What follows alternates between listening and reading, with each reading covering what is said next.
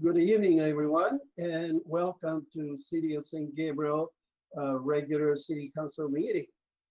Today's date is Tuesday, August 17, 2021. I'll call this regular meeting to order at 6:34 p.m. Well, closed section report by our city attorney.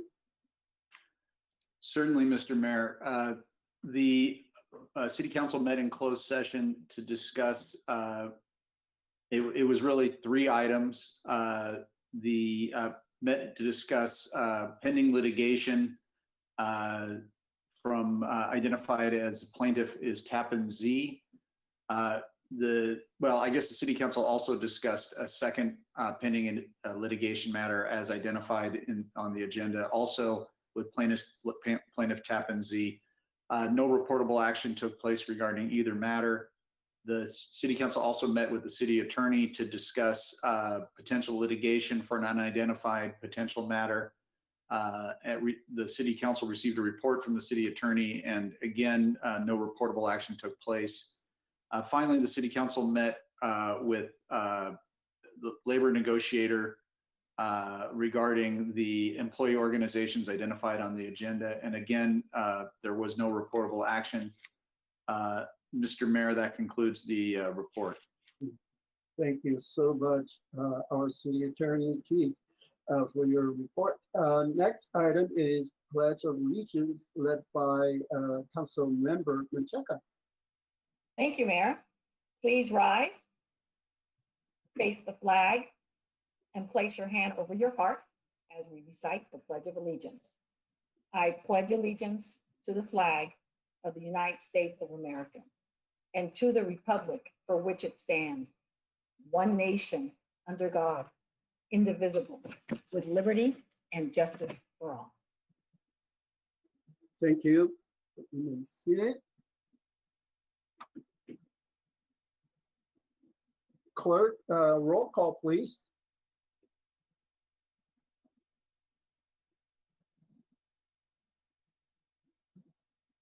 I think with Miss Sharon, right? Mayor, I'll take roll. We're waiting for her to get back on. Mayor Liao.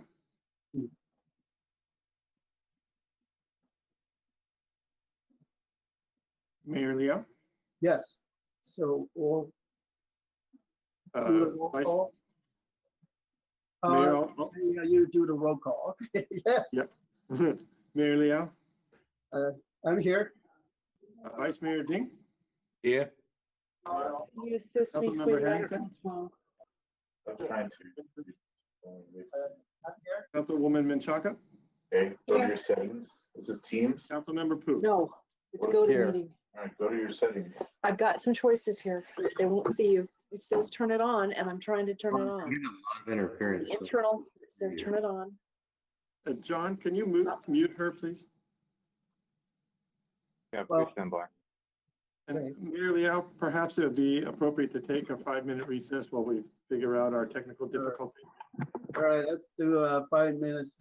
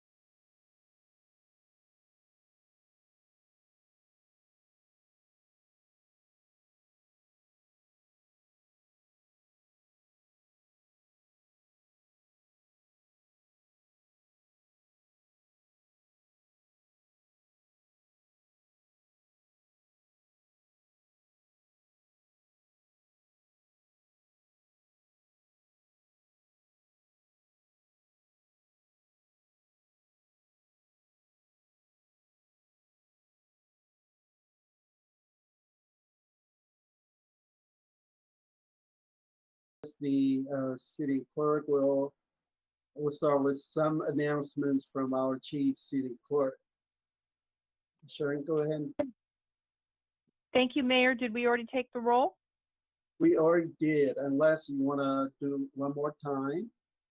No, that's fine. Thank you. Tonight's meeting is live streamed on cable channel 3 and our online platforms. Please email all public comments to cityclerk@sgch.org no later than the time the item is considered by the council tonight. Comments will be read for up to 3 minutes each. Comments received after the end of the public comment section will be forwarded to the City Council after the meeting. If you wish to be added to the distribution list to receive City Council agendas, please email your request to cityclerk@sgch.org. Thank you. Approval of agenda order. Are there any objection to the agenda order? Hearing none, the agenda order is approved. Next item, please. Presentations. COVID-19 update. Presentations will be made by Fire Chief Wallace and Police Chief Harris. Good evening, Mayor Liao, Vice Mayor Ding, and members of the council. This is Steve Wallace, Fire Chief for the City of San Gabriel, and I'll be bringing you another update on COVID impacts on fire department operations tonight. To start out, we now have a total case count of 3,416 confirmed cases in the City of San Gabriel, and sadly, since our last report, we've added one additional fatality for a total of 205.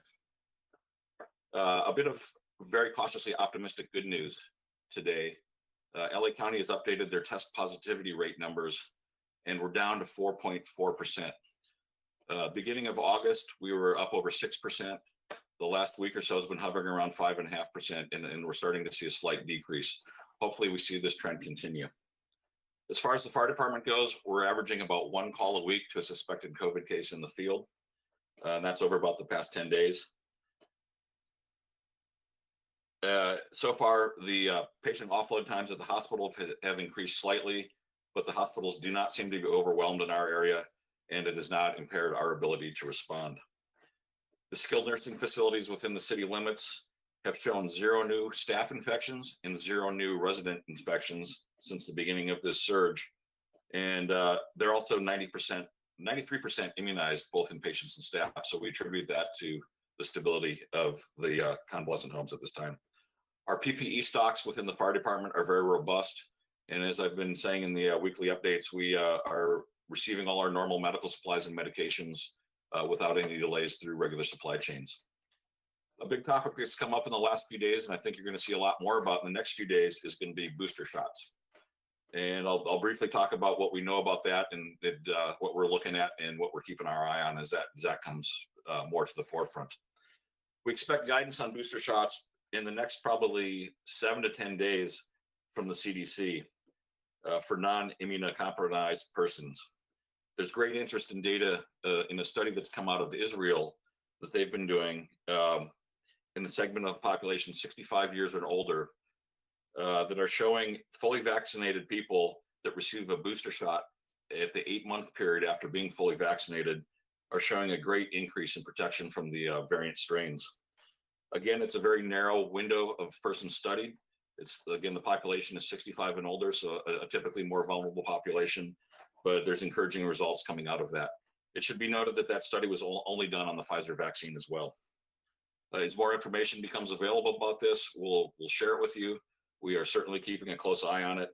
But overall, fire department operations have not been impacted by the surge. We're up and ready to go. And that's my end of report for the evening. Thank you, Chief Wallace. Next report, I guess it's Chief Harris. Thank you, Mr. Mayor, Mr. Vice Mayor, members of council. This is Gene Harris, the police chief for the city of San Gabriel. And it'll be a very brief COVID update. For us, we are still offering 100% of our police service.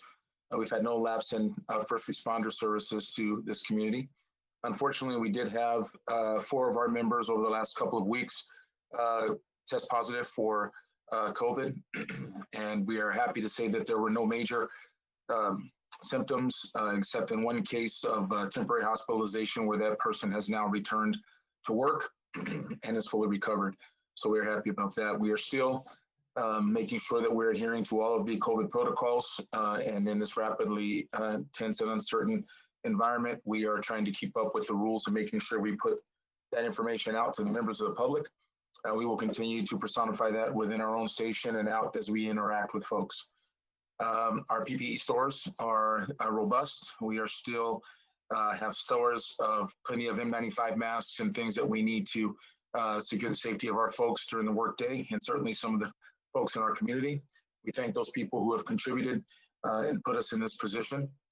And to close, I just want to assure folks that we will continue to remind people out in the neighborhood at contacts, field contacts, et cetera, to pay attention to what the rules are, understand, make sure you're seeking out information through the city's website, the County Department of Public Health, even the State Department of Public Health, to get as informed as you can with regard to what's happening. But your police department and your fire department will continue to respond in a robust manner, and we are 100% in our service. And that is the end of our report. Thank you, Chief Harris. Any city council member questions for both chiefs? I do. Yeah, because I'm very concerned with this booster shot. Yeah, just a few days ago, Dr. Fauci mentioned patient was underlying disease, for instance, cancer patient or organ transplanted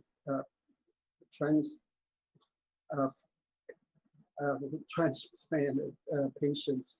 These are the patients that need booster shot right away. But who's gonna give the authorization to say, well, you're in line for this booster shot? Do you know anything about that?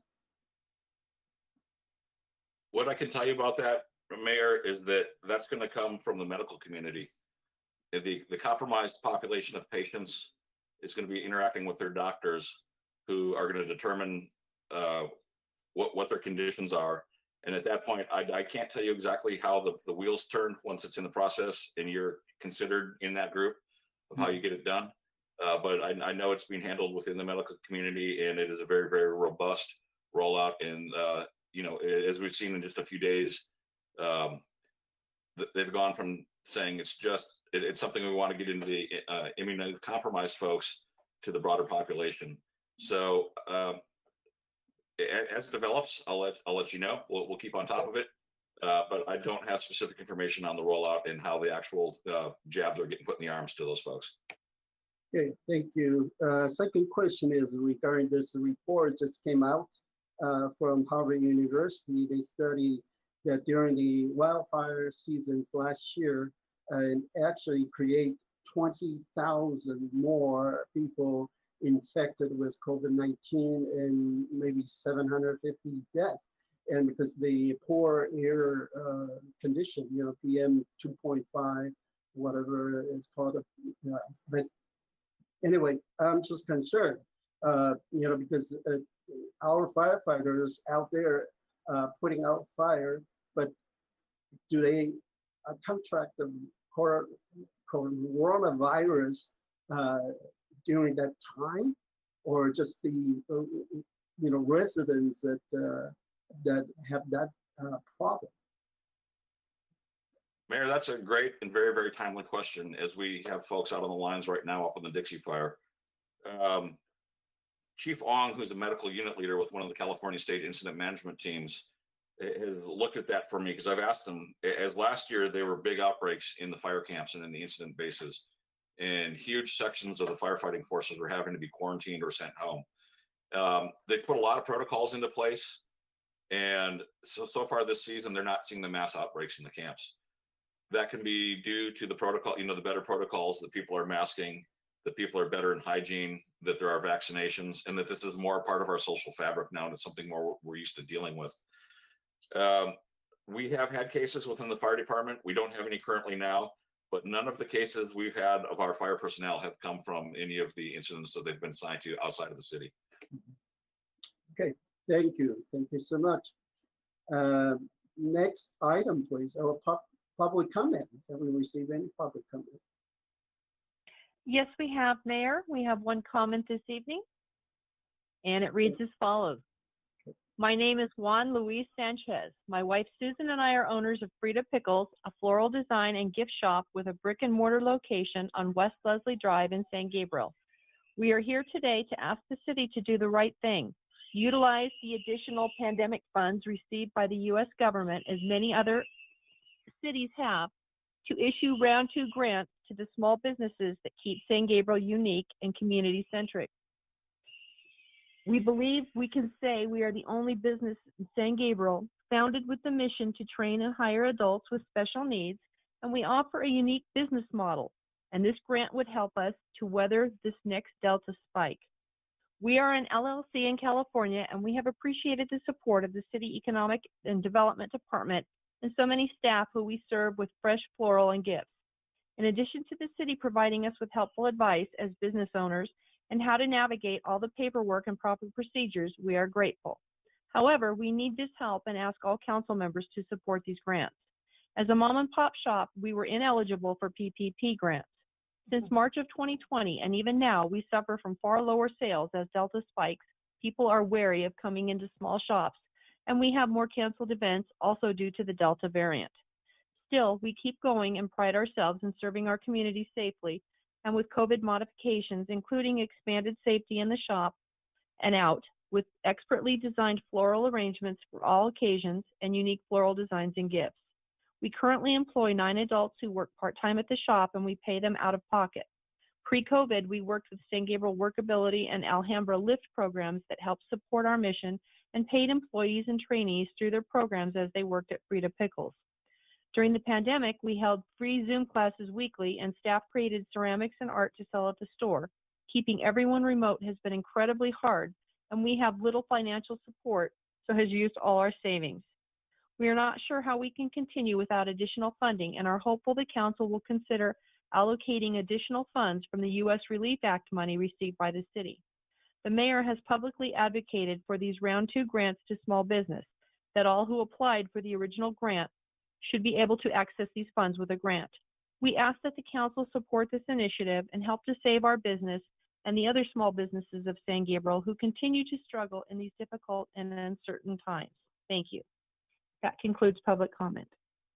Thank you so much. And well, I just want to say, because last year we had CARES funding and we provide $2,500 for small business owners. And so hopefully with the American Rescue Plan funding, we probably can do the same thing. But it's up to the city council's decision. Next item, please. Consent calendar. All items listed under the consent calendar are considered routine, and recommendations will be approved in one motion unless a member of the city council or public requests separate discussion.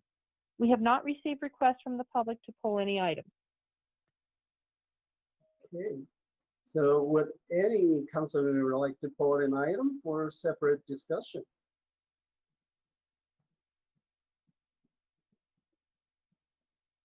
No? Do I have a motion? I'll move to approve the full consent agenda. Thank you. Motion by Councilwoman Menchaca, I second. second by Councilman Wu. So I guess, City Clerk, can we take the vote? Yes, Mayor. Councilmember Harrington, Aye. Councilmember Menchaca, Aye. Councilmember Pu, Yes.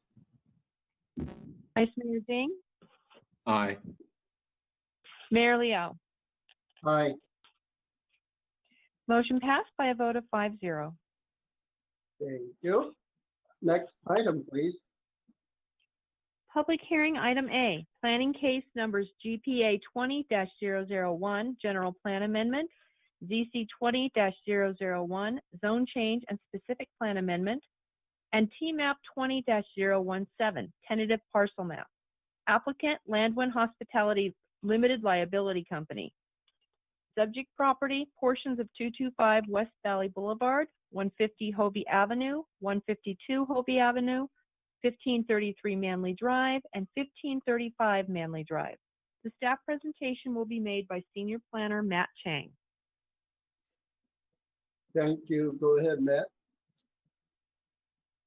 Good evening, Mayor and members of the council.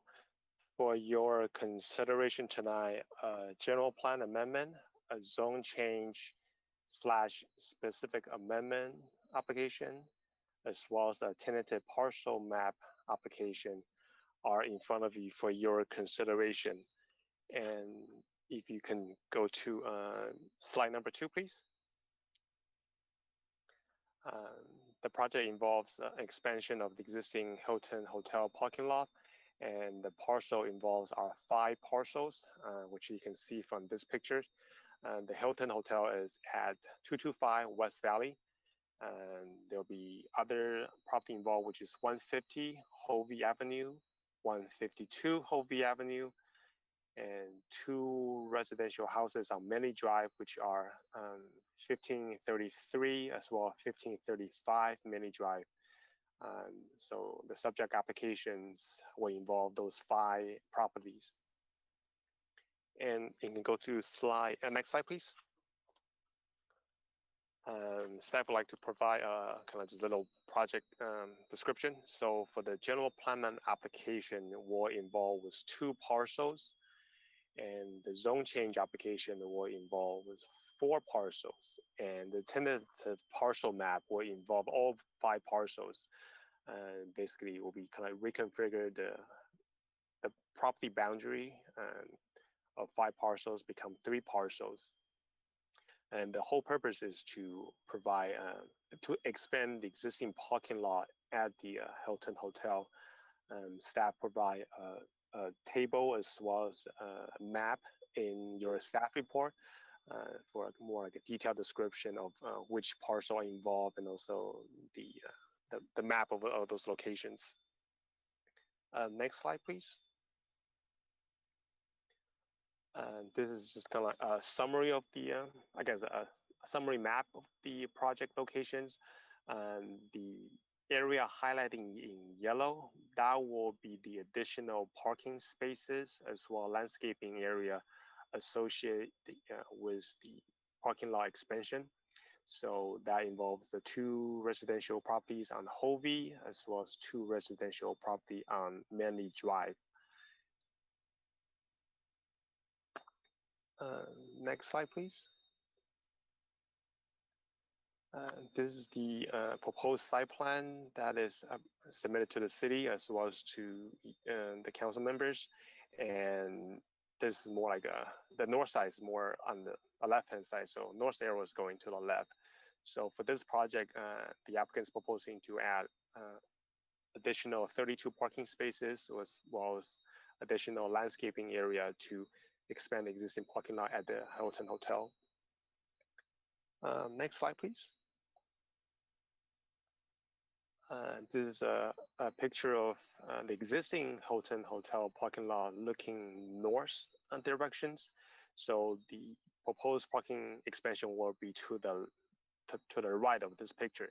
Basically, all those existing landscaping planters and trees will be removed because the additional parking space will be to the right of this picture, kind of expanding it to the eastern or to the right side of this pictures. And the hotel's on the left. And there are additional parking spaces, existing parking spaces to the back of this lot, which goes straight in to the end of this pictures. Next slide, please. This is kind of a reverse picture looking south, looking down southward, looking at Valley Boulevard will be to the end of this picture, and hotels to the right, and the additional parking spaces will be to the left. As you can tell from the existing picture that there are landscaping as well as existing parking spaces to the left of this pictures. The parking lot expansion will be kind of push the landscaping and the parking spaces even to the left, kind of expanding to the left of this picture, kind of make it wider, but also as well provide additional parking spaces. Next slide, please. This is a picture Google Street View taken from Manley Drive, looking at the 2 houses that is part of this application. As you can tell by this background, the Hilton hotels in the backdrop behind the trees. So those two houses in front of this picture will be part of the parking lot expansion. And as part of this project, they will build a 4-foot high block wall, kind of screen the parking area from the sidewalk. Staff would like to mention that all the existing ingress egress to the parking lot will still remain on Valley Boulevard. So there will be no driveways coming off on Manley Drive, which is predominantly residential street. Next slide, please.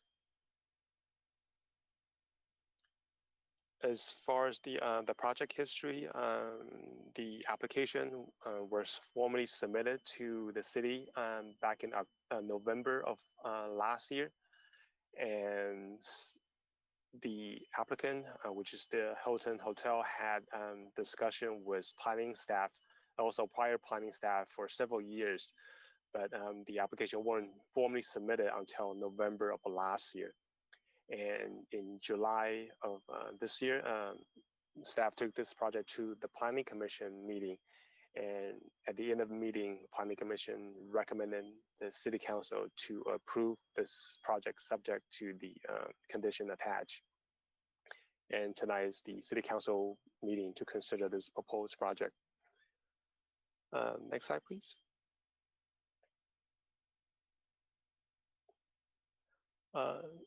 For this project, staff is recommending approval for several reasons. One is there's a need for the hotel to expand existing parking lots, so we don't have additional kind of parking during the special event that could those vehicles could be parked on the residential street as well as at the neighboring plazas. And by changing the general plan and zoning to have a consistent use, which will allow the parking lot expansion and the off-street parking. Currently they'll provide on this project will provide a net of 32 parking spaces. So the additional parking spaces will provide the applicant the opportunity to accommodate a lot of vehicle parking within the property boundary instead of have an overflow traffic or parking situation on neighboring streets or neighboring plazas.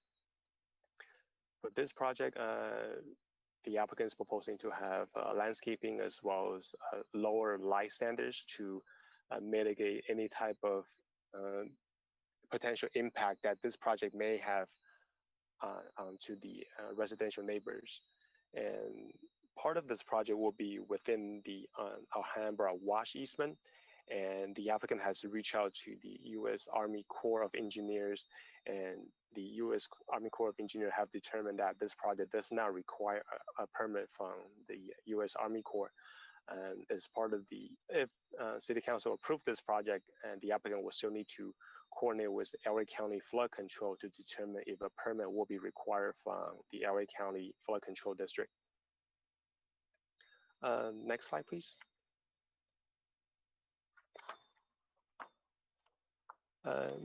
This is a map of a proposed land use map changes.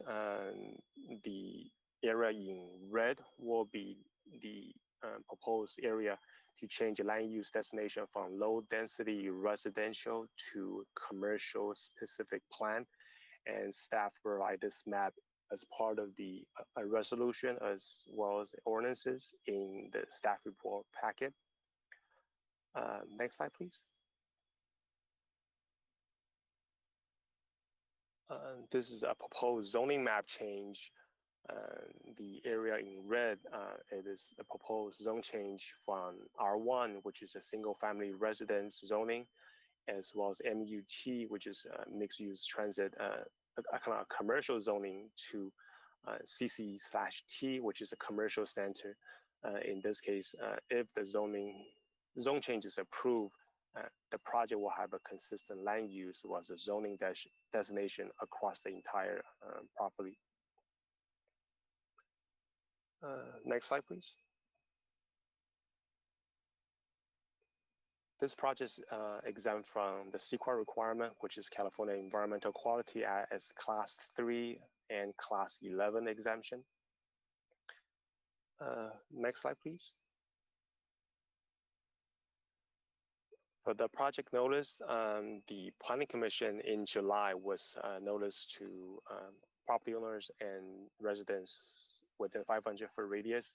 And for tonight's council meeting, staff also did the same notification, which mailing notices to all property owners and tenants or occupants within a 500-foot radius. A sign was posted at the job project site, and the agenda of tonight's council meeting were posted at City Hall, library, post office, as well as the city website. Next slide, please.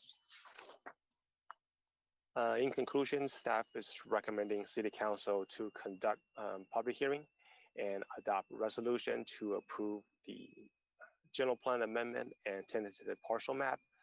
And second item is to waive the full reading, introduce ordinance to approve the zone change, which is planning case number ZC 20-001. And the third item will be schedule the second reading and adopt the attached ordinance in your staff report. This concludes staff's presentation, and staff is ready for any question. Thank you. Thank you so much, Matt. Does any council member have technical or factual questions for staff to clarify the report?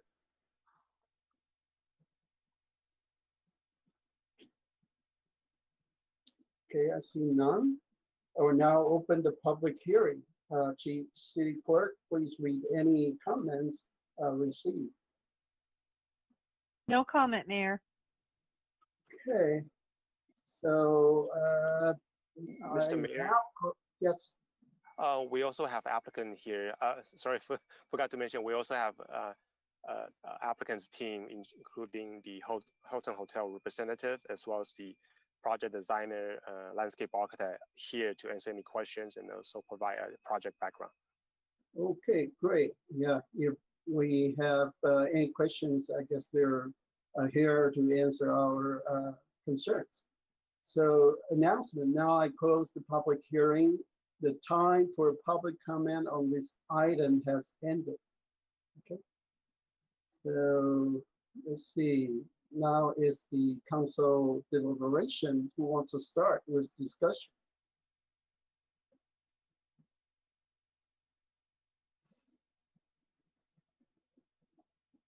Mayor? Yeah, Councilwoman Chata. Yeah, since we do have the parties present, I thought maybe we can hear a little something about from Carl, if there's anything he would like to add or share with the council tonight, since he is present. Yes, I am on the call. This is Carl Bolte. I'm the general manager at the Hilton San Gabriel. Thank you very much for hearing our case tonight. We really appreciate it. This is something that we've been working on for quite a while. I think that all of you have attended functions at the Hilton San Gabriel and noticed our challenges with parking in the past.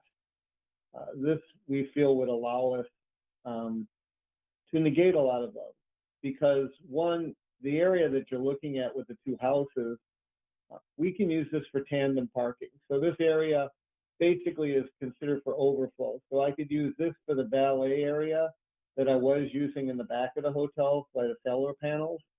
And now it would be very easy for me to get cars for the guests coming in. And then also to accommodate the hotel guests too, that we could use that for valet parking. So we could actually park more cars than the 32 that what Matt was talking about, because it is designated or signed up. We built it to have tandem parking in there. So this is something that we've been working on. Actually, I've been at the hotel for 10 years, and I've probably been working on this for like 7 of those years to try to get this done. And we had a lot of hoops that we had to jump through, and I understand all of that. We did go to different departments. So this is hopefully the end of a long journey for us. So I am available for any questions. And I guess I'm probably the one that knows the most about it because I've been there for so long. I had one question, Carl. My question is, I know we've had at least one comment about the fact that McKinley School is so close by, and there are kids who will walk by, and they were just concerned about the cars. But my understanding is that you're only going to be using that area primarily in the evenings, late evenings, or maybe during luncheon sometime. And I just wanted to hear from you, what kind of mitigation plans do you have when you do have the kids going to school or for whatever reason traveling down that street?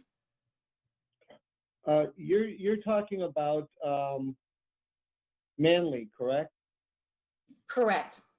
Well, I Yeah, guess it could also happen in the other streets too, but primarily Manley.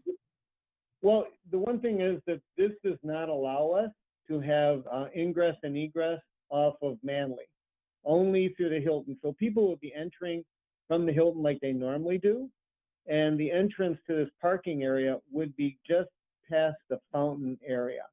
The only thing that we're being allowed to do is to have a walkway where we could actually walk between the two buildings to make it easier. But we won't have any cars coming and going off of Manley. Great. Thank you, Carl, for clarifying that. Appreciate it. That was all I had, Mayor. Thank you. Any other council member have questions? I had a question, Mayor. Yes. Councilman. Regarding that, the same public comment, I think their concern was that the wall there on the, I guess, the northeast side, because it's not really exactly north-south, but more like east side on Manley, blocks their driveway for viewing kids. I think that was their concern. There's that wall right along there that's, I think that's what their concern. So I don't know how we address that. I know we have a landscape buffer, but then there's also, if you drive down Manley, you see their driveway will be right next to that wall, and their concern is they won't see kids around the corner when they're trying to back out. So does anyone address that, or how do we, keep kids from, especially during school hours? People need to, I'm sure a lot of people leave their house during school hours, either go to work or drop their own kids off, or.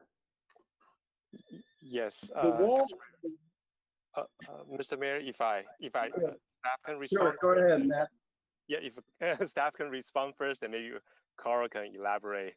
So staff did reach out to the public comment that was received, and staff had several conversations with her. So staff is, if council desire, staff council can add additional condition, which kind of reads something similar to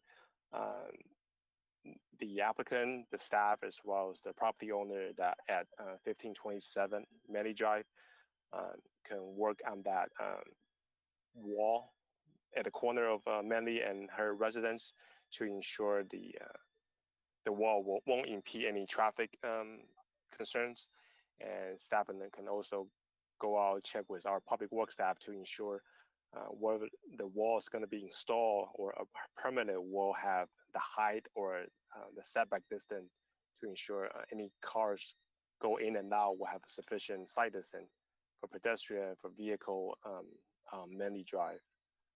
Yeah, because I appreciate that, because the wall looks like it's a 6-foot CMU wall, which, if you're trying to pull out of a driveway, you're not going to see anything until you're practically into the street, probably all the way into the street. So I don't know, maybe possibly, they have those mirrors that they use, the different types of mirrors and things that can be placed on the wall that might help that house get out of their driveway safely. So yeah, I'm not saying don't build the wall. I'm just saying, make it safe. Thank you. Thank you.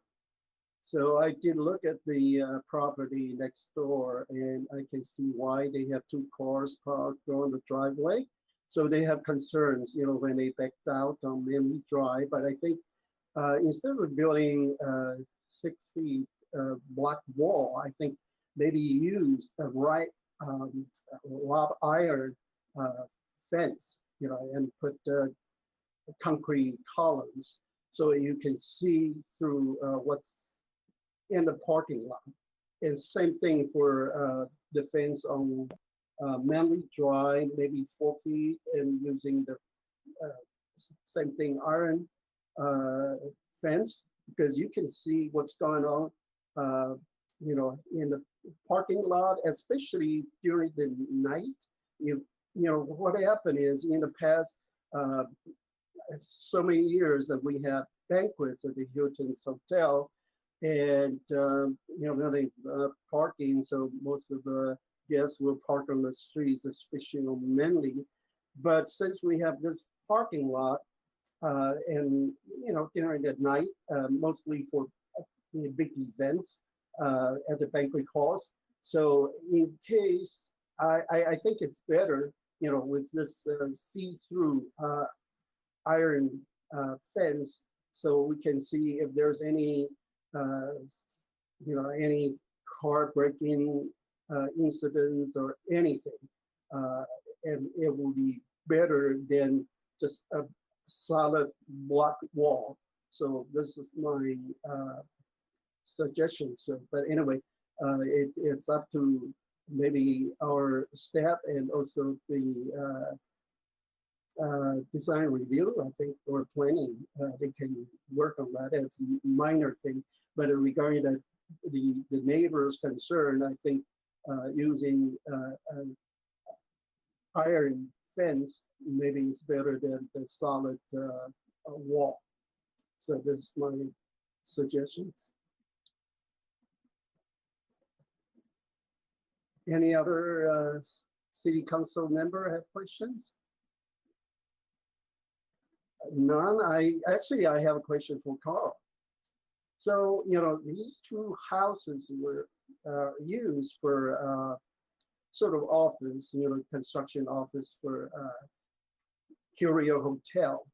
So once the project's finished, I guess you have to wait till the Curio Hotel finish, and then you will tear down the house and then you move on to this parking lot project. Is that the right, right steps that you're going to take? Let's just wait till the hotel finishes the construction. Well, one of the things that we want to do is we don't want to have construction going on there when we're trying to do the grand opening of the new Curio Hotel. So that was our concern. So yes, we'll be moving the offices. See, these offices could be at the Hilton Hotel, or if we get our temporary occupancy permit, we can move the offices on site to the Curio Hotel, which is a lot of times what you do with a new project. So as soon as we're able to get our offices and move them over there, well, then we can start with the excavation and start doing that. I just didn't want to be excavating and doing a lot of work when we're trying to open up a brand new hotel. So yeah, we're trying to coordinate that all together where we can move the offices. But like I said, I didn't want to do an opening of the building and then be having the bulldozers outside across the street when we're trying to open up a nice hotel. Okay, I understand. So, well, thank you. And it's about time that, Hilton can put more parking available. Like I said, with all these events happening in the past, most of the people just park on the residential streets. Number one, well, not enough parking, but number two, they try to avoid to pay $5 parking fee altogether. So anyway, any motion by our council member? Is there one want to move? Mayor. Yes, I will move approval of the recommended action. Thank you. A second. I'll second. Okay, thank you. Mr. Mayor, I'm sorry to cut you off. It's Mark Lazaretto. Does that motion include the flexibility for an addition of a condition for staff to work with the property owner on that block wall case out there on Manley Drive? Yes, I'll accept that. Either via mirror has been suggested, or I think that I'll leave it open and up to discussion between staff and the applicant as to how to resolve these issues. But yes, an additional condition just to account for the safety issues, as Councilmember Harrington had stated, I think, and Councilwoman Menchaca, I think is appropriate. With respect to the mayor's suggestion, I don't have an opinion, but I would also think that, something that's more porous and smaller might also present other safety or security concerns for the parking lot that's on the other side. There will still be the landscape buffering as well that will shield, but if there's a way for pedestrians to hop that fence from Manley, then that might create other issues. Anyway, I'll leave it up to staff and the applicant to make those determinations, but an additional condition is incorporated into the motion. Okay, thank you. And I'll second that amended Thank you. motion. So, City Clerk, please take the vote. Councilmember Harrington, Aye. Councilmember Menchaca, Aye. Councilmember Pu, Aye. Vice Mayor Ding, Aye. Mayor Lee House. Aye. Motion passes by a vote of 5-0. Thank you. Next item, please. Thank you, Mayor. There's no continued business this evening, so the next item is new business item A, consideration of a request by the Historic Preservation and Cultural Resource Commission and the Human Equity Access and Relations Commission to create a land acknowledgement statement. Community Services Director Perez will make the staff presentation. Thank you. Go ahead, Director Perez.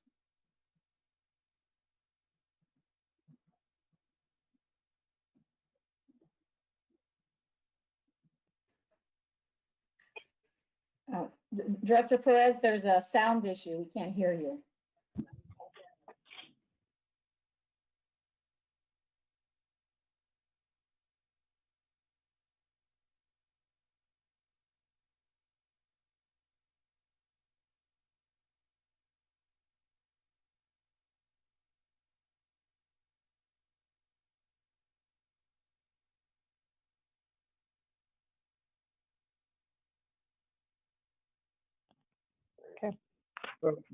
Yeah, we can hear you now. Got it. Okay, sorry about that. Can you hear me? Okay, sorry about that. Good evening, Mayor Liao and City Council members. The Historic Preservation and Cultural Resources Commission, or HPCRC, and the Human Equity Access Relations, or HERE Commission, have both discussed separately the development of a land acknowledgement statement. A land acknowledgement statement is a formal statement that recognizes the indigenous peoples as traditional stewards of this land. The statement helps to recognize the longstanding history that has brought you to reside on the lands and to seek to appreciate your place within that history. There are different methods to acknowledge the land, such as a verbal acknowledgement at an event or meeting, or a written statement. To provide an example of a land acknowledgement statement, we have one from the group called Emerging Arts Leaders Los Angeles. The statement reads, "We gratefully acknowledge that we operate on the traditional lands of the Tongva, Tentative, and Chumash peoples, including the Gabrielino, Fernandino, and Ventureño, members of the Tekek and Chumashan language families, and other indigenous peoples who made their homes in and around the area we now call Los Angeles." Staff recognizes the importance of creating such a statement and concurs with the HPCRC and HERE Commission's efforts to recognize the Native peoples of our land. Since there is interest from both commissions and both have responsibility for the subject matter, staff is bringing this item to the council before the commission members meet with tribal groups and develop the statement. In keeping with the bounds of the Brown Act, a Land Acknowledgement Statement Advisory Committee would be formed with 2 members of each commission for the sole purpose of developing a statement and proposed uses by the city. Once the statement is established, the advisory committee will present it to their respective commissions for approval prior to presentation to the city council for final approval. Staff recommends that the City Council approve the formation of a Land Acknowledgement Statement Advisory Committee to meet with local tribal groups and develop the proposed statement. This concludes my report, and I would be happy to answer any questions. Thank you so much. Does any council member have factual question to clarify the report?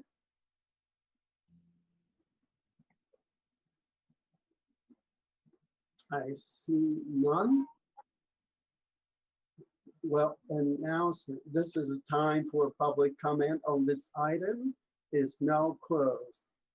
Chief City Clerk, please read any comments received. Thank you, Mayor. We have one comment this evening. It is from Dr. Chastity Jennings Nunez, Chair of the HERE Commission, and reads as follows. To the City Council members, independently, the HPCRC and the HERE Commission have indicated an interest in developing a land acknowledgement statement. Briefly stated, a land acknowledgement is written recognition that the original stewards of the land that we inhabit were the native peoples who resided on it originally. Land acknowledgements are not new, they are not a fad, and when done properly, they are not just words on paper. It is often said that history is written by the victors. I know that one group's victory is another group's massacre, that progress and expansion usually were achieved at the destruction and assimilation of others, and that it is impossible to discover a land that has been inhabited for centuries by another group of people. Yet the stories and historical accounts that have been traditionally taught rarely acknowledge the deep, meaningful, and perpetual claim of stewardship that is held by Native Americans. The thriving presence of tribes of Native people in the San Gabriel Valley is well documented. A land acknowledgement would be a deliberate act on the part of our city to remind and educate our residents of the history of this area. Creating a land acknowledgement falls within the purpose and scope of the HERE Commission, as it serves to increase cultural competence and fosters respect and mutual appreciation of Native Americans. Partnering with the Historical Preservation and Cultural Resource Commission will facilitate the development of a cohesive message that represents respect for our shared history. We are first asking the City Council to agree with the importance and purpose of developing a land acknowledgement statement and to allow the two commissions to move forward. No statement can be developed without the consultation and guidance of the Native American groups who are a very viable and important presence in San Gabriel and the San Gabriel Valley, and that would be the next step. The hope of the HERE Commission and the HPCRC Commission is that this collaboration will foster a greater understanding and knowledge of the Native tribes in the San Gabriel Valley, and that this knowledge is shared broadly and respectfully with the residents of our city. That concludes the comment. Thank you so much. Now it's time for a council deliberation and discussion. Any city council member have comments?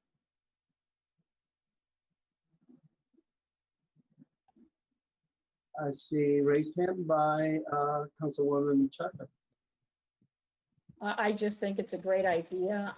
I'm really was impressed. I'm pleased to see this collaboration. The HERE Commission is relatively new and historical is too. And for them to kind of find common ground where we can work together, I just think it's great. I was very happy to see this. So unless anyone else has any more comments, I would like to move to approve. How about Councilman Fu? Yeah, I would like to just echo my support and thank the HPCR and HERE commissions for bringing us to our attention. I actually also wanted to ask if there was interest among any council members and whether it would be allowable for a council member to serve as a liaison for this as well. Maybe not to necessarily attend all the projects, but just to sort of be able to, participate and then report back if necessary, or when it's brought back. I imagine process-wise, I guess I have a question. There's also a question here for staff is, when this statement is completed, obviously, in consultation and after conversations and meetings with our Native American tribes locally, would it be brought back to the council for approval at that point? Yes, so the plan is that the plan will go back to the commission, so that the two members from each commission that are working as part of the advisory committee will report back to their commissions. And then ultimately the plan will come back to, the statement would come back to the city council for approval. And they will all be public meetings, so that the council would at the very least be able to participate in terms of it being a public meeting. I guess I'll leave it up to our city manager whether or not a council liaison would be able to be part of the committee. I'm not sure the answer to that. I'd ask Keith if there's a problem, but I don't see a problem from a policy standpoint of having that happen. The answer is that you can have less than a quorum of the city council participating in committee meetings. As soon as you have a quorum of the city council, then it becomes a stealth meeting of the city council, which has been improperly noticed. So there is no problem as long as it's one or two. Yeah, and I would be more than happy to serve as a liaison. And since we're able, if there are, all the meetings will be public meetings in any case, then, you know, it's also just a matter of having sort of maybe a more formal role in addition to just, you know, attending as a member of the public. So I don't know, just like to volunteer myself for that. Good, thank you. Well, would that be something that the mayor would have to approve, or the council approves the liaisons? Or how would that work? If you're asking me, I think it, No, it's I think, you know, how we can appoint a liaison from council members. Well, these are public meetings, so actually any member of the city council can show up. And as I mentioned earlier, as long as a quorum don't participate, that's fine. So I guess what you're asking is, given that Councilmember Pooh could show up, do you need like an official imprimatur as liaison, or is it enough that you're there from the city council? So I think, you know, Councilwoman Menchaca is asking, how can we appoint a liaison? So formally appoint a liaison to this committee. I don't know that it's required. I mean, if he's getting a head nod from a majority of the city council that you speak for us and he's at the meeting, then he's the liaison. Okay. All right. I think. Well, the reason I was asking is I like to participate too. Okay. So, well, yeah, according to our city attorney, it's open to all city council members as long as not more than 3. So in case, you know, both of you wanted to attend, it's fine. If I wanted to attend, I'll just drop out. I'm not gonna, you know, have 3 city council members attending this kind of a meeting. So that's the point. You know, it doesn't have to be formally assigned or appointed by the council.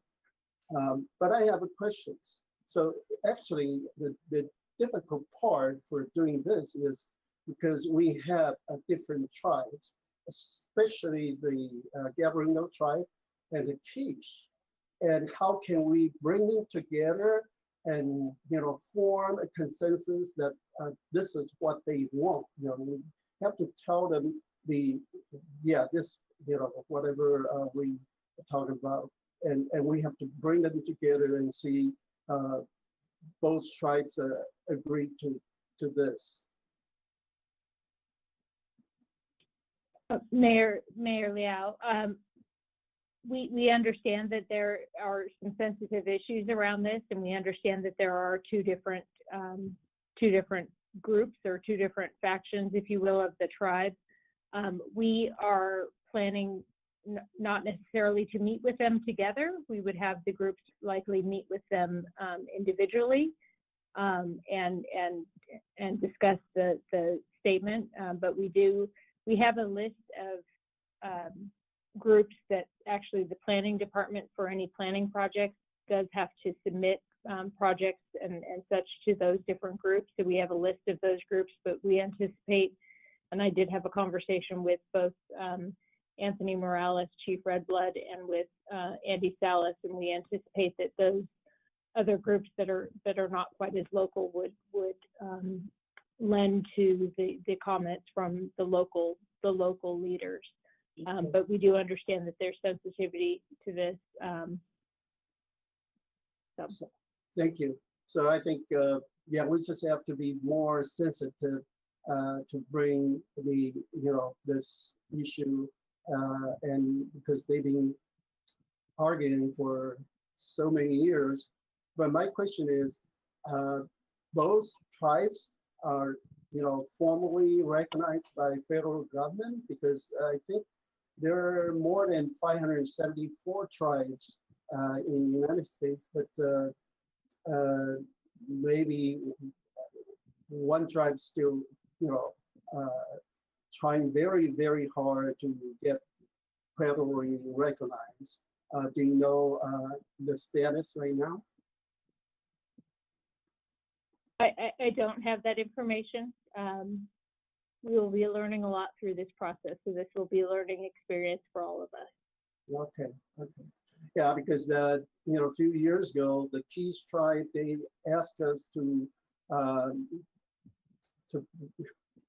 build a statue of their hero, Troy Purina.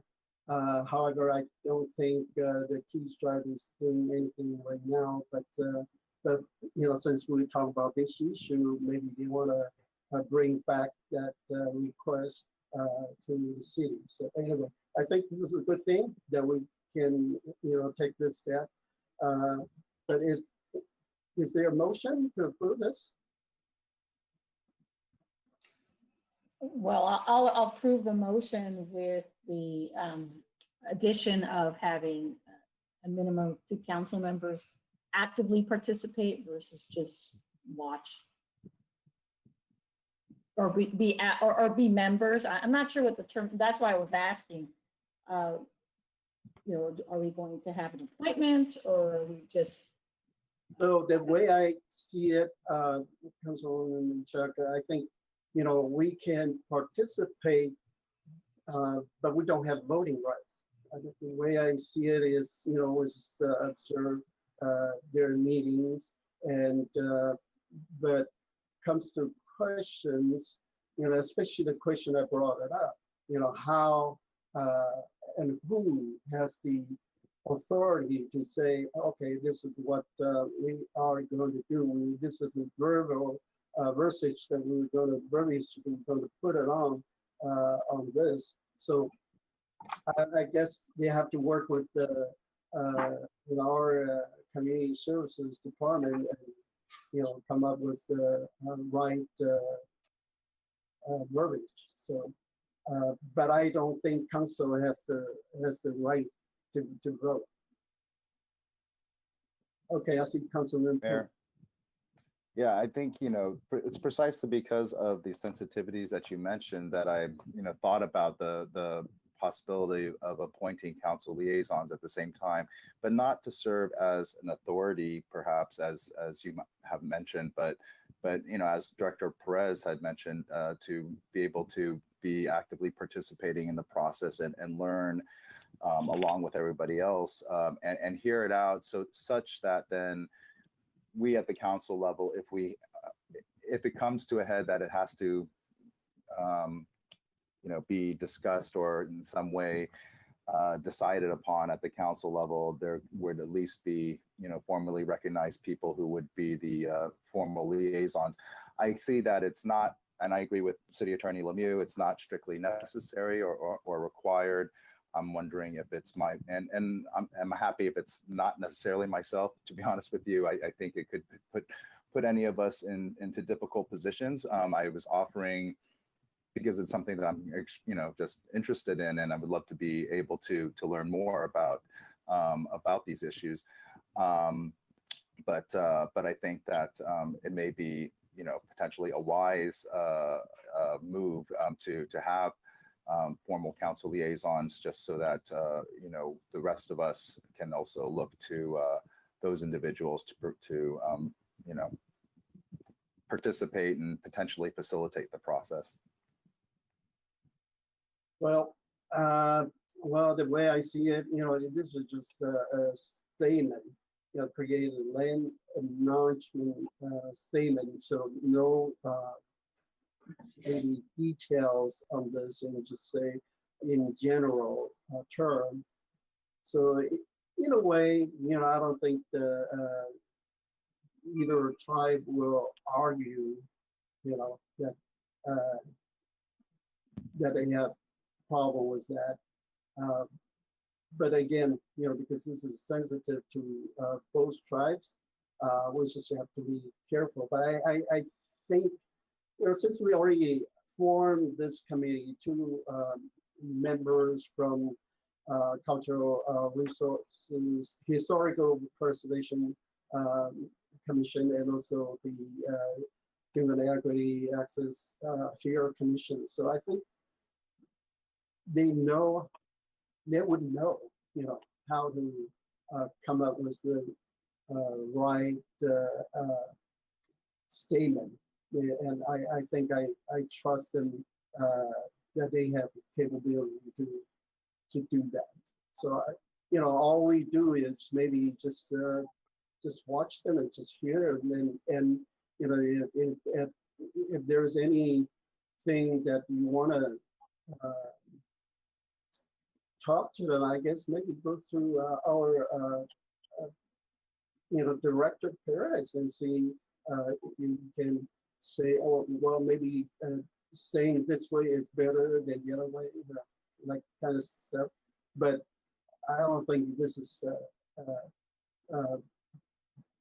has to be formally involved by council member. Just a note on that comment, Mayor Liao. So the committee has not yet been formed. The idea, and we are bringing this to the council prior to that because we did want to get council's blessing and approval on moving forward with that. The committee has not yet been formed. The idea was to have two representatives from each commission, so that they would be equally represented, and yet we would be complying with the Brown Act guidelines. So we'll leave that up to council for discussion tonight, whether or not they would formally want to have members participate.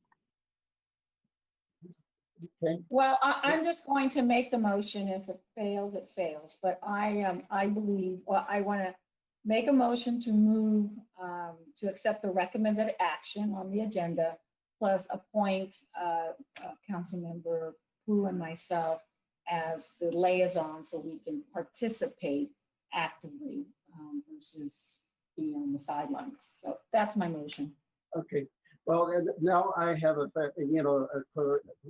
question to clarify. Wait a second. I need a second. Okay. For us to move forward, right? I will second. Yeah. So I have a question for our city attorney. So when we work as a liaison, what kind of a power did liaison have? It's not entirely clear to me. It sounds like you're saying you're not on the commission, but you want to have the designation of liaison, which I guess is again sort of the official imprimatur that you're there speaking for the city council, as opposed to on your own behalf, is how I would take that. Well, as the person who raised it in the first place, to me, I think, and as Councilwoman Menchaca had mentioned, if these will all be Brown Act meetings, then they will all need to be, obviously noticed but also run in accordance with the Brown Act.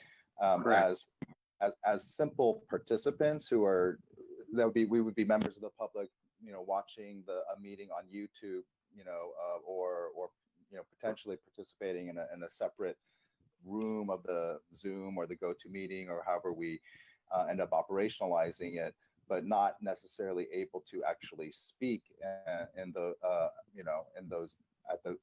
those meetings. So I think that's the difference, right? And for me personally, again, I don't want it to be a heavy-handed presence. I can only speak for myself, on my own part, but just as a matter of sort of being able to, again, facilitate if needed or moderate or whatever, because I don't think this is anything that we've ever done before, and I just wouldn't want the process to go sideways for any reason.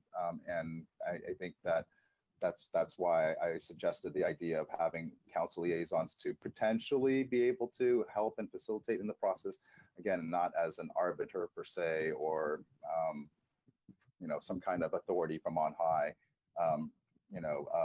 but participating in the process as equals with other members who would be participating. Okay. So now we understand the position of the liaison. Chief City Clerk, please take the vote. Councilmember Harrington, Aye. Councilmember Mentaka, Aye. Councilmember Pu, Aye. Vice Mayor Ding, Aye. Mayor Liao. Aye. Motion Next passes and vote of 5-0. Thank you, thank you. Next item, please. Item B, is ordinance number 677, changing the date of the city's general municipal election to comply with new state of California legislation. Introduction, and resolution number 21-39, appropriating funds for noticing requirements. City Attorney Lemieux will make the staff presentation.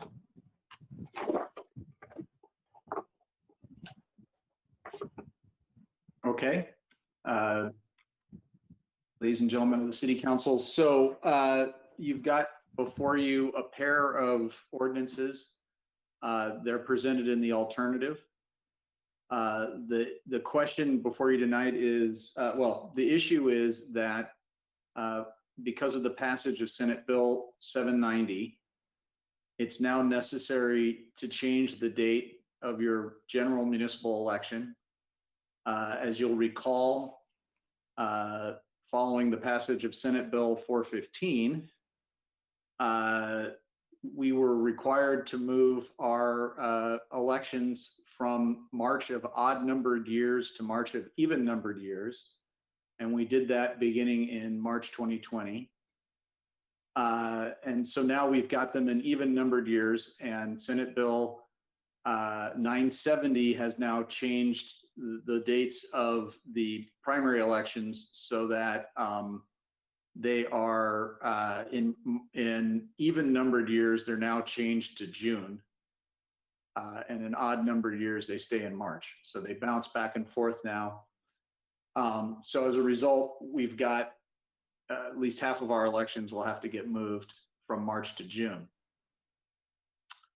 So the issue then is, we sort of presented two options, and I should say that the first options, we could have added something to it, I think, to make it clear. But so option one would be to change the general municipal election to coincide with the date of the state primary elections, which means they would alternate between March and June of even numbered years, beginning on June 2022.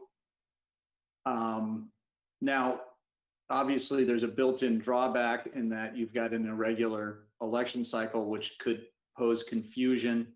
So it's quite possible that if you moved it to June now, that when it comes time again in 2 years to consider it, you might then move it up to November and kind of call it the two-step process. But anyway, option one is to keep them on the primaries, and as if that stood, then it would sort of bounce back and forth between those months, depending on the year. Option two is to change the municipal election to coincide with the elections, the general election held in November. And obviously the advantage to this is that it's that you'll only have to do it once, and then you'll have it, it will be done if that's what you elect to do. There is a little bit of, I alerted you in the staff report that there is a bit of difference of opinion among the legal community about whether or not the portions of the election code which indicate that you only can extend a term by 12 months when you move extend or move a date out, whether that's meant to apply to each instance you move it out or whether that means in total. It's not very clearly stated in the law. We found examples of our fellow cities doing it both ways. So it appears that we think it's permissible to go ahead and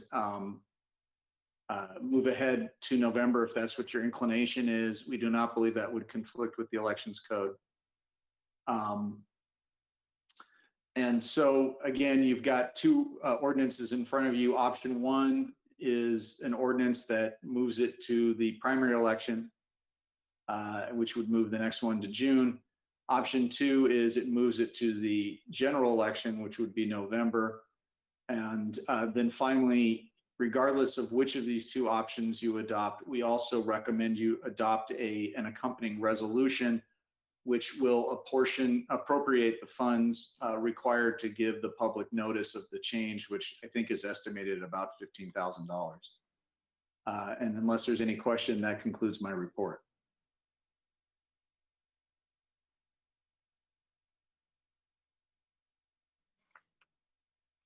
Okay, so any factual questions to clarify the report from City Council member? Mayor, I have a quick question. Sure, go ahead.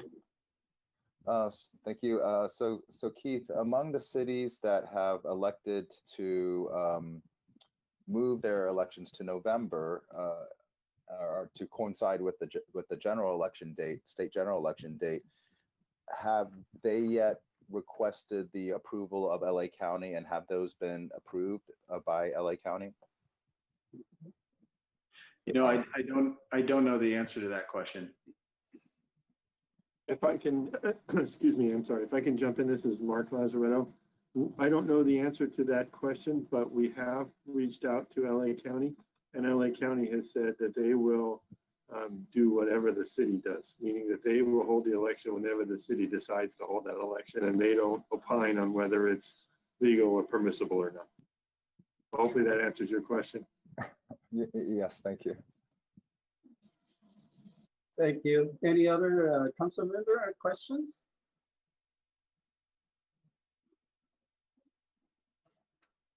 Okay, I see none. Well, have we received any public comments for this item? Yes, Mayor, we have two comments this evening. The Oh. first is from Cheryl Cabot and reads as follows.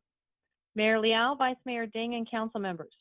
As a longtime resident of San Gabriel, I am writing in support of moving all San Gabriel general municipal elections to November of each even-numbered year at the same time as state and federal elections beginning in 2022. There are two main reasons. One, cost. It is expensive to have two elections, and it is an expense our city can ill afford. And two, most importantly, voter turnout is extremely low with the elections that are not held in November, with state and federal general elections. It is very confusing to hold local elections in March and then state and federal elections in November. It just doesn't make sense. If you intentionally want low turnout by keeping the March election in place because it works to your advantage politically, I would consider it a form of voter suppression. Having all San Gabriel elections in November, along with the state and federal elections, is the most logical, cost-effective, and politically astute solution, respectfully. The second comment is from Sean McMorris, a resident, and reads as follows. Honorable Mayor and City Council, I am writing to express my support for holding San Gabriel City elections on the same date as the 2022 statewide general elections and maintaining a date for local elections that coincides with statewide general elections moving forward. Quite frankly, this is a no-brainer. General election turnout is significantly higher during statewide general elections than statewide primary elections or separate city elections. Data from the California Secretary of State and LA County Registrar Recorder clearly shows that significantly fewer registered voters cast a ballot, 30 to 50% fewer over the last 2 decades in California during non-general elections. We need not get into why this is the case when you clearly have a cure before you. The bottom line is that democracy works best when more people vote. There is no logical or ethical reason to continue to have city council members that, according to 2020 city election results, are the product of votes cast by less than 1/10 of the city's population, when that number could increase substantially by holding city elections in November from now on. Please vote to hold San Gabriel city elections from now on during the same day as statewide general elections. It is the pro-democracy thing to do. Sincerely, Sean McMorris. And Mr. Mayor, that concludes the comments. Okay, thank you, thank you. Now it's time for council deliberation and discussions. Anyone? Okay, I see raised hand by Councilwoman Menchaca. Great. Thank you, Mayor. I wanted to just mention, I know of a few cities that have already moved their elections. I have here Azusa, Monterey Park, and Norwalk. I don't know, Sharon, were you able to get any more information about cities that have moved their election? No, council member, I have not heard back from the county about any additional ones so far. Okay, okay. I also asked for some data, and it has been shared with the rest of the council. So I wanted to look at what the San Gabriel voter turnout has been, and I just picked the last 3 council elections. So for March 2020, it was almost 38%, March 2017, 24%, and March 2015, 16%. And it's pretty dismal when you start looking at the voter turnout for San Gabriel residents if you look at the last 3 November election cycles. November 2020, 78%, November 2018, about 57%, and November 2016, 69%. So we have the opportunity here to, in some cases, well, all cases, double, and in most cases, even more than double. And for that reason, if we really want representation and we want to really encourage people and give the best case scenario so people don't have to go back and flip-flop. This March-June flip-flop is just unacceptable. And it's already difficult for people to remember to vote in March. Then we're going to tell them, well, you know, it's going to flip-flop between June and March, depending on the presidential election. I cannot subscribe to that policy in any way. And for that reason, I believe we should vote to move our elections to November and get the true representation that we should have had many, many years ago. So that's all I have to say, Mayor. Thank you, Councilman Member Menchaca. Any others? I don't see anyone. So this is very, very important for the city of San Gabriel. You know, 5 years ago, I worked with the Loyola University political science professor, and you know, we try to figure out how we can increase the voters' turnout.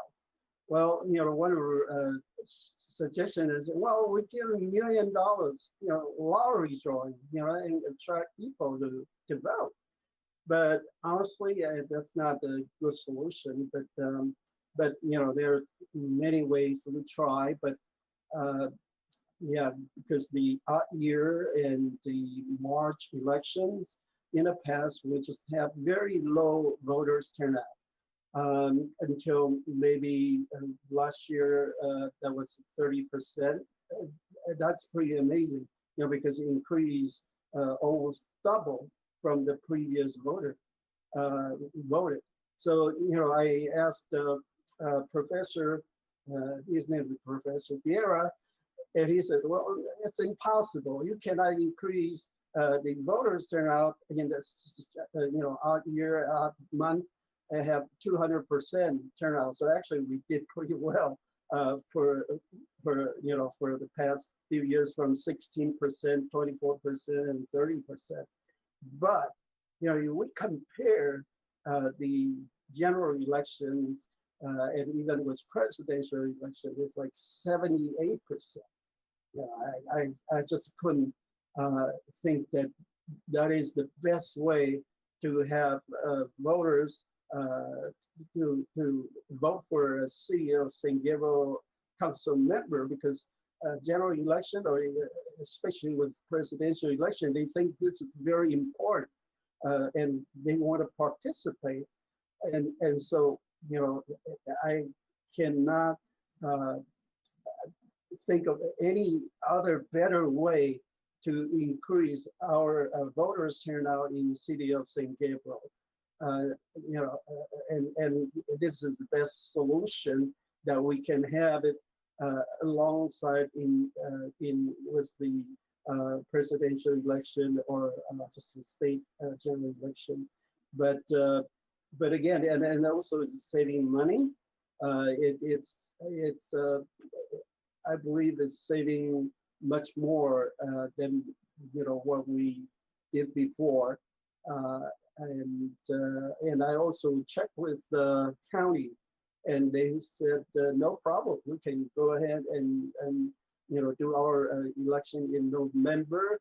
And also I checked with the senators, the person that introduced the bill. His staff mentioned if the cities have a primary election, for instance, large cities mayor elections, then we have to go through the primary first, and then the general election in November. But since our city council elections is just it's a general election, so we don't have primary, so we just go directly to November. That's his answer. So I said, well, if both this state legislator and the county clerk already think that we can do it, and yeah, why not? Because this is the best news that I ever seen in the city of San Gabriel, because it's just so simple. We can have so many voters that participate in our future council elections. So I do support this, but we're using the option 2. So is there a motion to move this? Can I make a motion for option 2? Yes. So I heard Vice Mayor Dean move the motion For option 2. to option 2. Is there a second? Yeah, so have the more community member can have the right to vote for our city council, right? That's correct. Yeah, it's almost double. If we do it the primary, it's like 30-some%, and the general election is 78%. So that's great. I'll And- second. Okay, I see a second by Councilwoman Chapman. Well, Chief City Clerk, can you take the vote, please? Yes, sir. Councilmember Harrington, Aye. Councilmember Menchaca, Aye. Councilmember Pu, Aye. Vice Mayor Ding, Aye. Mayor Liao.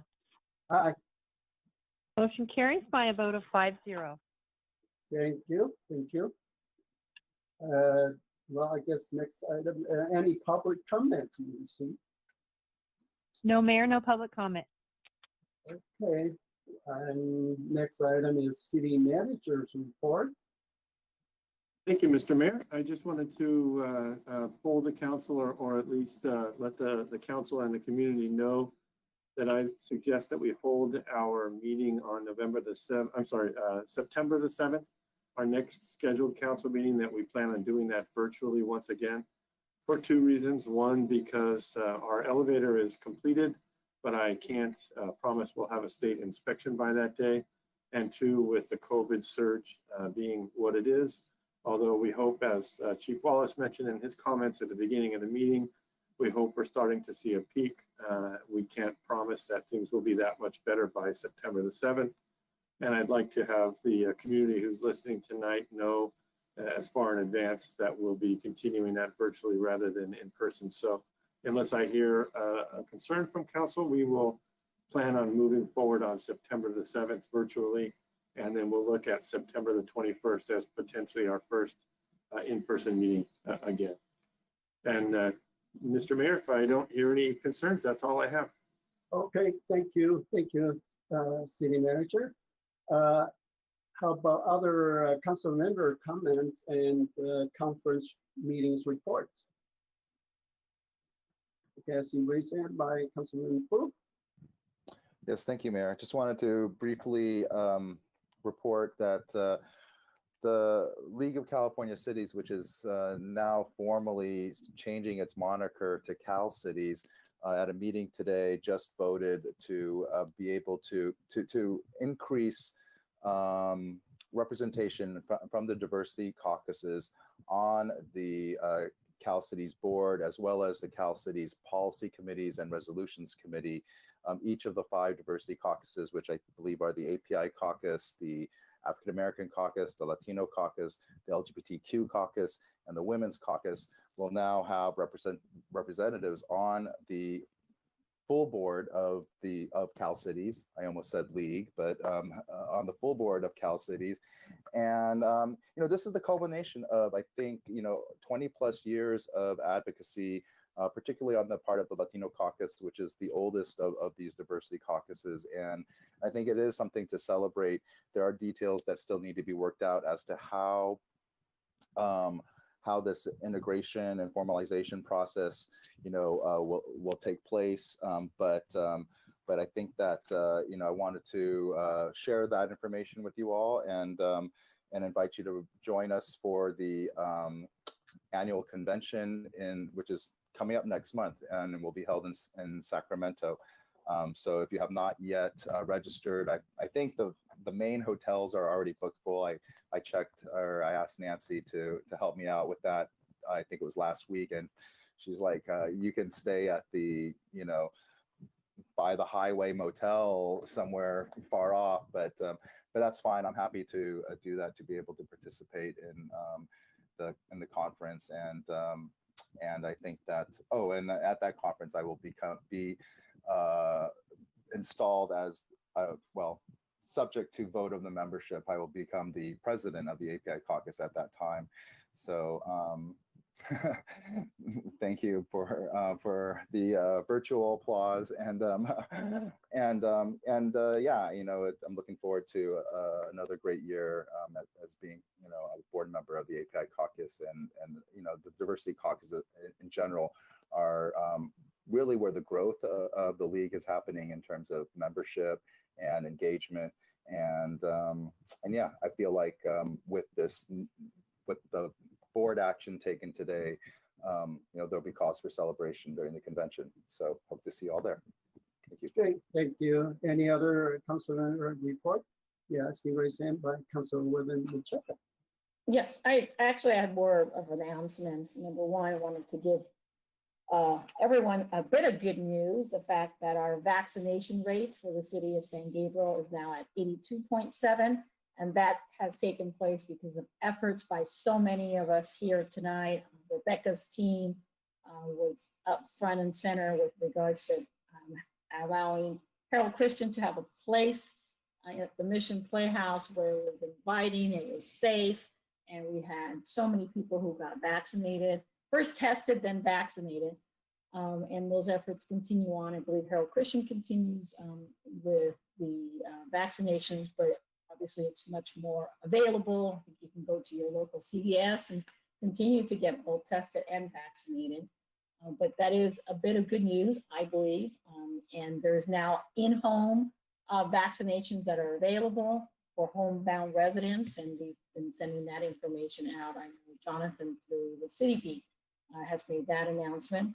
I also wanted to give recognition or applause to our police department, Chief Harris in particular, for the virtual presentation that was done. If you haven't seen it, I ask that everyone take the opportunity. It's short, but it just gives so much good information for the community. And I just want to say, Chief, wherever you are, I can't see you right now, but Chief, that your department did a really good job. It's on the city's YouTube channel. Oh, there he is. Hi, Chief. And I really appreciated it. And, you know, I always learned something from it, but I think the community should take a moment to really look at all the team and everything that they're involved with. And it was just, it was really well done. So thank you, Chief. And then along the same lines, there is an, encourage everyone to sign up for the upcoming, it's called the Community Academy Breakout Session. It is scheduled for Friday, September 24th from 6 to 8. And again, it's an event for the community to just gain a greater understanding about all the programs that are being offered and how you can get involved with the police department. You know, they're always looking for reserves and volunteers to help out in any way. You know, be demonstrations. So it's only 2 hours. So I encourage everyone to sign up, and you would sign up with Sergeant Gomez at rg112@sgpd.com, or you can just call. And that was it. So everyone continue to stay safe and healthy, and that was all. Thank you. Thank you. Any other council member have reports?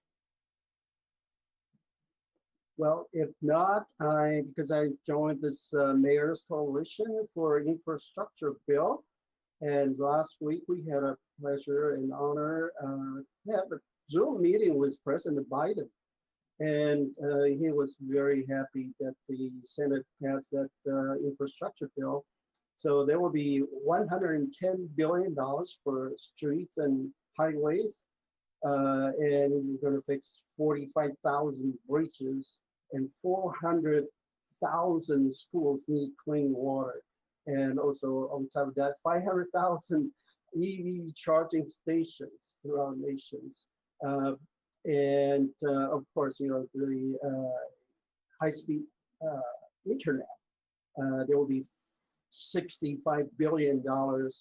And for that, I think the city of St. Gabriel can apply for it. You know, and the problem was this broadband access grants. You know, we have to put up 25% of city-owned funding.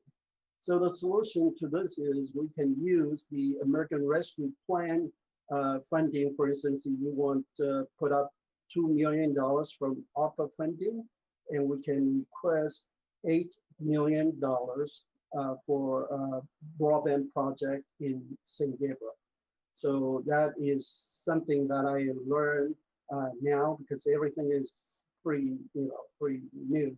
Another thing is because this, well, as a governor of Michigan, when she ran for governor, her slogan is "Fix the damn streets." So she got elected. She won because she determined to fix all the streets. So I think she's gonna get lots of money from this infrastructure bill. I heard it's like 7.6 billion or something. But anyway, for St. Gabriel, we could do the same because our pavement condition index is so low.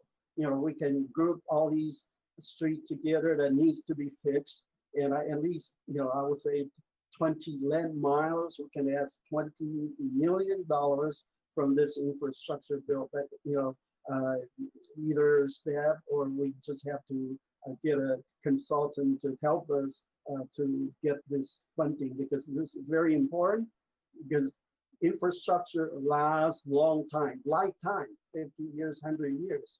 Other maybe year, 2 years, you know, and all the money will be gone. So this is more important than any other, you know, what do you call it, rescue money. So I'm just so happy that the Senate passed that, and I hope urge the Congress, you know, the House to pass that too. So it's one of the largest bills that the United States has come to this for a long time. So, but good news for all the cities throughout the states. So, and I guess that's it. And we need to go back to closed section. So I would suggest take a 15 minutes house break. So we'll closed section using the same link before, and we'll meet 8:30. How's that? Okay. So meeting is adjourned. Oh yeah, and I have to announce that because I'm not coming back to announce the next council meeting. So the next regular city council meeting will be held on Tuesday, September 7th, 2021 at 6:30 p.m. Okay, thank you. Meeting is adjourned.